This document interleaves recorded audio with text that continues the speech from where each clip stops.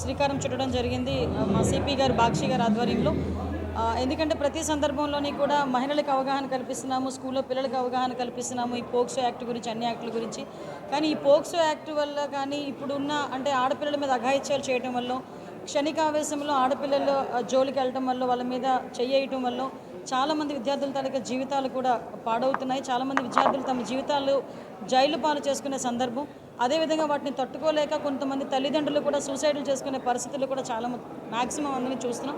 ఈ నేపథ్యంలో కంపల్సరీగా ఒక చట్టాల మీద అవగాహన అన్నది పిల్లలకి రావాలి, ముఖ్యంగా మగపిల్లలకి రావాలి. వాళ్ళకి కూడా వాళ్ళ భవిష్యత్తు మీద ఆశలు చిగురించాలి, వాళ్ళ భవిష్యత్తుకు ఒక భరోసా కల్పించాలనే ఉద్దేశంతో ఈరోజు ఈ కార్యక్రమాన్ని కూడా తీసుకోవడం జరిగింది.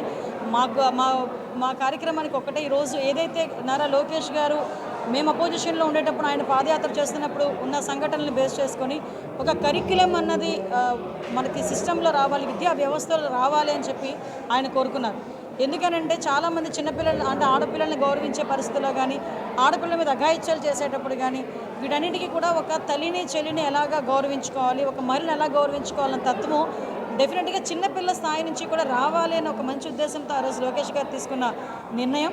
ఈరోజు దానికి అనుగుణంగా ఈరోజు మేము విశాఖపట్నంలో స్టార్ట్ చేసాం. ఈరోజు అందుకే వైస్ ఛాన్సలర్ గారిని కూడా ఇక్కడికి రప్పించడం జరిగింది, ఒక ఇంటలెక్చువల్ని కూడా రప్పించడం జరిగింది.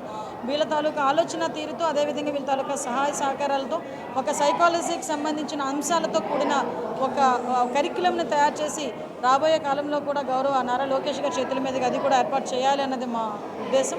అదేవిధంగా స్వీయ క్రమశిక్షణ అన్నది, ప్రజాహితం అన్నది ఒక స్లోగన్గా కూడా తీసుకొని రాబోయే కాలంలో ఈ రోజుకి మేము ఏదో క్రైమ్ ఆపేయగలమో ఆపేస్తామని మేము చెప్పట్లేదండి. ఈ కరిక్యులం వల్ల further one of the day కంపల్సరీగా అది ఆగుతుంది, ఎంతో తగ్గుతుంది అన్న ఆలోచన అయితే మా అందరికీ కూడా ఉండాలి. దానికి తల్లిదండ్రుల దగ్గర నుంచి ప్రతి ఒక్కరు కూడా సహకరించాలి. ఈరోజు జరుగుతున్న అఘాయిత్యాలు చాలామందికి ఇప్పుడు పోక్సో చట్టం మీద చాలామందికి అవగాహన ఉండట్లే. ఏదో మొన్న సినిమా వచ్చిన తర్వాత సినిమా చూస్తున్నారు, సినిమాగే చూసి పక్కన పెట్టడం కాదు, ఇది మన లైఫ్లో జరిగితే మన పెయిన్ ఎలా ఉంటుంది అన్నది కూడా పిల్లలకి తెలియాలి. అదేవిధంగా పోక్సో చట్టాలకి సంబంధించి ఈరోజు మేము చేసుకున్న అనాలిసిస్ని బట్టి చూసుకుంటే అరౌండ్ 59% పోక్సో కేసెస్లోని చాలామంది ఇబ్బందులు పడుతున్న యువకుల్లో 19 సంవత్సరాల నుంచి 25 సంవత్సరాల లోపున్న వాళ్ళు 59% ఉన్నారు. అదేవిధంగా చిన్నపిల్లలు వాళ్ళు కూడా మైనర్లు, అబ్బాయిలు కూడా మైనర్లు ఉన్న వాళ్ళు అరౌండ్ 20% ఉన్నారు. అది టెక్నికల్గా జరుగుతుందా, నాన్ టెక్నికల్గా జరుగుతుందా అన్నది పక్కన పెడితే, అది నిజంగా అమ్మాయి అంటే 16 సంవత్సరాలు 15 సంవత్సరాల అమ్మాయి ఏదో లవ్ ఆ బేస్ మీద వెళ్ళినా కూడా అమ్మాయి మీద సెక్షువల్ అసాల్ట్ జరిగితే డెఫినెట్గా పోక్సో కేసు అన్నది రిఫ్లెక్ట్ అవుతుంది. Subscribe Saksham Vizag, watch, like, share and comment.